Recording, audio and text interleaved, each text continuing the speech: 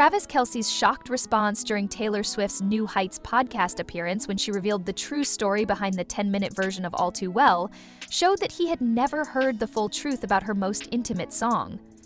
Her subsequent explanation of the original 15-minute version would move him to tears and permanently alter his perception of her heart. At 4:32 p.m. on August 13, 2025, the New Heights podcast studio in Kansas City was a hive of activity that the production crews had never encountered before. Taylor Swift was making her first appearance on a show that her boyfriend Travis Kelce and his brother Jason were hosting. And there was a tangible sense of anticipation. They were already an hour and a half into what would turn out to be one of the most popular podcast episodes ever, having discussed everything from Taylor's emotional reclamation of her master recordings to her forthcoming album, The Life of a Showgirl. With laughter and the easy chemistry that only comes from people who truly enjoy each other's company, the conversation had been flowing organically. However, the atmosphere in the room changed slightly when Jason Kelce mentioned Taylor's rear recording method. Jason leaned forward with genuine curiosity and asked, "So, when you were working on the Taylor's version albums, was there anything you found about your old songs that you'd forgotten, like lyrics or melodies you'd left behind?" Travis listened more intently as Taylor's eyes brightened. Over their 2 years of dating, he had become adept at spotting when Taylor was going to divulge something very intimate. "Oh my God, yes," Taylor replied, her voice adopting that narrative quality Travis adored. In fact, there is a perfect illustration of this. The 10-minute version of Red Taylor's song All Too Well, Travis sat up straight. One of Taylor's most well-known songs was All Too Well. Fans regarded this heartbreaking ballad as her masterpiece. Even though he had seen Taylor perform it on the Eras tour and heard it countless times, he had never heard her discuss it in depth. Travis's eyebrows shot up in surprise as Taylor went on, "I originally wrote that song as like a 15-minute stream of consciousness. I was alone at a piano, utterly heartbroken, singing every single detail I could recall about this recently ended relationship." Travis interrupted, unable to conceal his surprise. "Wait," he said. 15 minutes? It was originally 15 minutes, but you never told me that." Taylor gave him a startled, almost guilty look. "I suppose I never brought up that point." Observing the change in tone between his brother and Taylor, Jason made an effort to keep the conversation light. "What became of those extra 5 minutes then?" Travis noticed Taylor's momentary silence as she considered how much to divulge. He loved this woman, but all of a sudden he was seeing that she had never told him about the depths of her pain and her artistic abilities. When it came time to play the Red album in 2012, Taylor said slowly, "My producers and I decided that 15 minutes was too long for radio, too long for the album flow.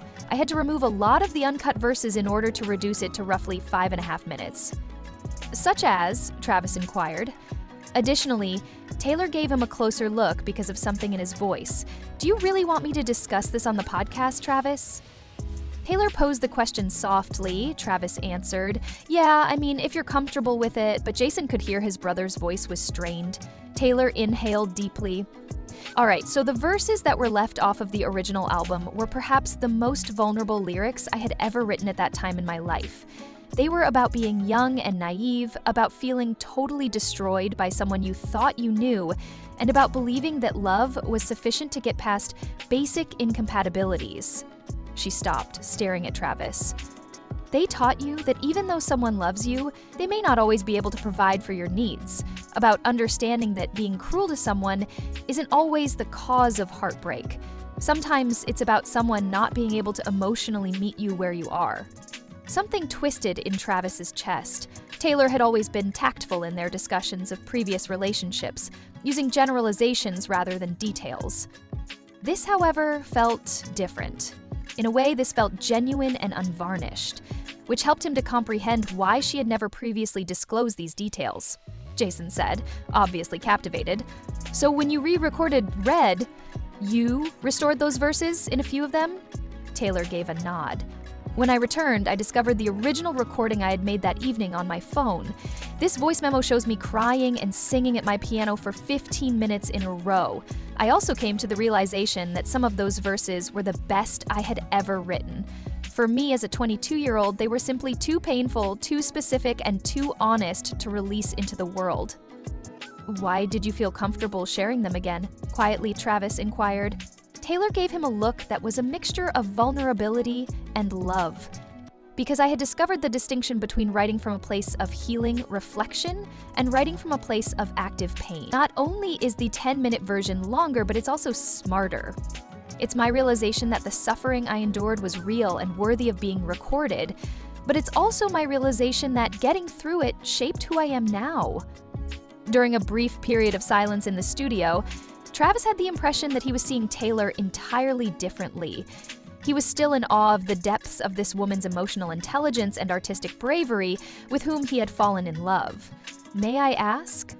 Travis carefully described the sound of the 15-minute version. For example, why did those extra 5 minutes not even appear in the Taylor's version? A range of expressions passed across Taylor's face. Astonishment, deliberation, and then what appeared to be a decision. Actually, she said as she grabbed her phone, the original voice memo from that evening is still with me. I've never performed it for anyone, Travis began. You don't have to, Taylor. She was already browsing through her phone, though. No, she said firmly, I want to. What do you know? It feels right. You ought to listen to it. It's part of my story, and now my story is part of yours. So you both ought to hear it. She held up her phone after finding what she was looking for. It dates back to November 2012, as I was 22. I had just returned from what I knew would be my final conversation with someone who had meant the world to me, and I was sitting in my Nashville apartment. Have you ever learned something about your partner's creative process that gave you a whole new perspective on their heart? How does it feel to know that you are still discovering the depths of the person you love? What Travis heard next would alter his perception of Taylor's artistic ability and her ability to heal. So please share your thoughts in the comments section. When Taylor hit play, the studio was suddenly filled with the sound of a much younger Taylor Swift, singing over simple piano chords that sounded like they were being played through tears, her voice raw and broken. The lyrics were heartbreaking. 5 more verses that depicted emotional destruction were so thorough and detailed that Travis found it heartbreaking to listen to them alone. Details about arguments and reconciliations, attempting to alter oneself for the love of another, and the unique way heartbreak feels when one is young and everything seems permanent were all included. Travis, however, was not particularly moved by the anguish in young Taylor's voice. The poetry was the thing. She was writing lines that would make professional songwriters cry with jealousy, even when she was at her most vulnerable, crying and distraught in her apartment. The studio fell silent as the voice memo concluded. Whoa. At last, Jason said, "That's amazing, Taylor. You were writing at that level even though you were in so much pain." "That's what I do," Taylor said plainly. "I make music out of things I can't figure out how to process. I interpret the world in this way." She had never seen Travis's expression before as he stared at her. It was more akin to awe than sympathy or sorrow. "Hey," he said softly, "I feel as though I've just grasped a previously unattainable aspect of you." "What are you saying? I mean," Travis uttered in an emotionally charged tone, "I've always recognized your extraordinary talent. I saw you perform. I've listened to your albums. I've observed how your music engages listeners. However, after listening to that voice memo, I now realize that your music is more than just your job. It's literally how you make it through." Taylor's eyes began to well up with tears. "No, Travis, let me be done," he said as he extended his hand to grasp hers. "I just heard about a 22-year-old girl who transformed her greatest suffering into something lovely. Additionally, you saved it, returned to it 10 years later and discovered wisdom in it. That you expressed those emotions to the world in a way that makes others feel less isolated. That's more than just artistic ability, Taylor. I had no idea such a level of emotional courage existed." Even though Taylor was crying uncontrollably now, she was also grinning. "That is the kindest compliment I have ever received regarding my songwriting." Travis said, "I'm not done." Additionally, there was a quality in his voice that caused Jason and Taylor to listen intently. Hearing that voice memo and realizing that you've always used art to cope with pain and help others. "It changes the way I love you." "In what way?" Even though she was nearly terrified of the response, Taylor asked. "Deeper," Travis said plainly, "not less, not more. Because I've come to realize that when you truly let someone into your heart, you're not just putting your trust in them. You are entrusting them with something that completes you, your art." I also want you to know that I take that responsibility very seriously, Taylor. Even the production team was wiping their eyes behind their cameras because the emotion in the room was so intense. Taylor whispered, "There's more. I've never told anyone about it." What? That version of 15 minutes? The 10-minute version I released has a different ending, the final verse I never made public. It has to do with hope. It's about having faith that the suffering will eventually make sense, since it will bring me to a person who will be able to love me the way I need to be loved. Travis's breath caught. What is it saying? After giving him a long look, Taylor began to sing softly, a cappella, her voice filling the studio. And one day, when the suffering seems like a narrative and the scars like a roadmap that led me home, I will be grateful for the broken path that led me to a person who understands my heart and is unwilling to alter it. Someone who understands my suffering and doesn't avoid it. Someone who loves me in spite of how intense I am. However, the ensuing silence was profound as a result. You were 22 when you wrote that. Travis's question was hardly audible above a whisper. I thought it was wishful thinking when I wrote that at the age of 22. I never imagined it would turn out to be prophetic, Taylor said.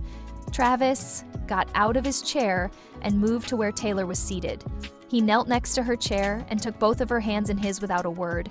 He looked straight into her eyes and said, "Taylor, Swift, I appreciate you persevering through your suffering to locate me.